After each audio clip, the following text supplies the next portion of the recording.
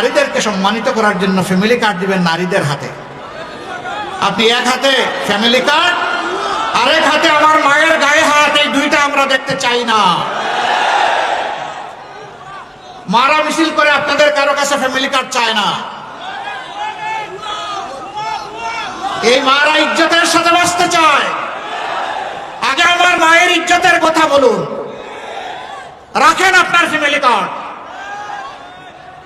আমার মায়ের ইজ্জতের বিনিময়ে কখনো এই ফ্যামিলি কার্ড হতে পারে না। সম্মানিত ভাই বোনেরা, যুবক যুবতীরা, আমার বাড়িতে এবং কার বাড়িতে মিছিল নিয়ে গিয়ে বলে নাই আমাদেরকে বেকার ভাতা দিন। আমরা তাদের হাতে বেকার ভাতা তুলে দিয়ে তাদেরকে অপমানিত করতে চাই না। আমরা চাই তাদের প্রত্যেকের হাতে হালাল রুজি করার জন্য মর্যাদার কাজ তুলে দিতে চাই।